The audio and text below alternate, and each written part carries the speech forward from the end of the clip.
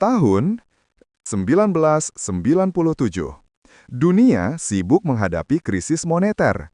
Tapi di Indonesia, lahirlah sesuatu yang jauh lebih berbahaya. Bukan militer, bukan Orde Baru, tapi Honda Supra. Motor ini bukan sekedar kendaraan. Ia adalah identitas, gaya hidup, dan alasan kenapa ibu-ibu takut nyebrang jalan. Mari kita mundur ke masa saat internet masih nyangkut di telepon rumah dan HP masih segede batu bata.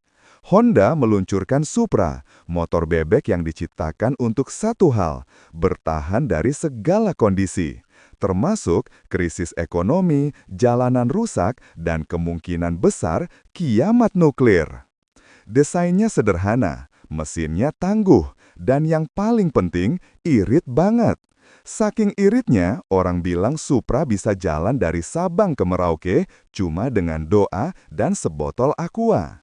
Para bapak-bapak pun jatuh cinta. Motor ini cepat, awet, dan cocok buat ngojek, nganter anak sekolah, atau kabur dari razia pajak.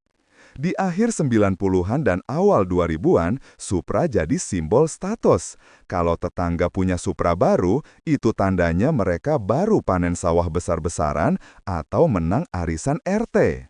Para bapak mengelap Supra mereka tiap pagi, seolah merawat bayi kesayangan. Sementara ibu-ibu cuma bisa ngelus dada, karena motor itu lebih sering diajak nongkrong ke warung kopi daripada mereka diajak ke pasar.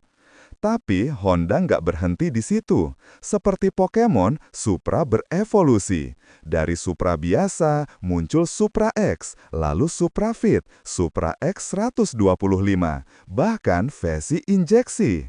Kenapa? Karena orang Indonesia nggak butuh iPhone baru tiap tahun.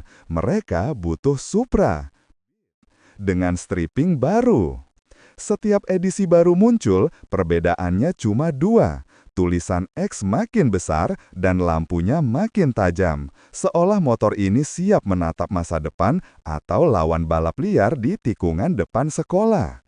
Dari kendaraan keluarga, Supra naik kasta, menjadi simbol kecepatan dan gengsi jalanan. Walaupun cuma 100-125 cc, para remaja SMA bersumpah Supra mereka bisa ngalahin Ninja. Ya, mungkin Ninja yang bangga kempes.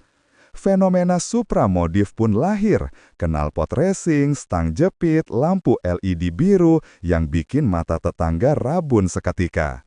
Dan jangan lupa spion kecil segede koin, ajaibnya selalu lolos tilang. Balap liar jadi ajang unjuk gigi. Supra lawan Supra, Supra lawan Vega, Supra lawan polisi. Semua terjadi jam 2 pagi di jalanan sepi, kecuali warga yang nggak bisa tidur. 20 tahun kemudian, Supra masih eksis. Meskipun sekarang orang sibuk kredit motor metik, Supra tetap jadi primadona di hati penggemarnya.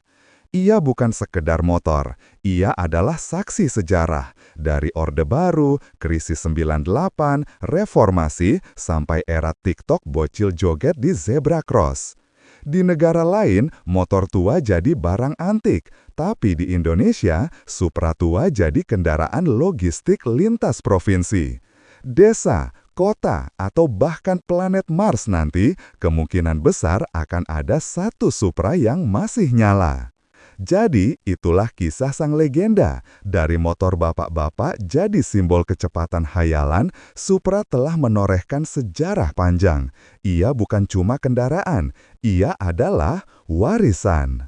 Dan kalau kamu dengar suara knalpot trek-trek jam 3 pagi, kemungkinan besar itu Supra dalam habitat aslinya.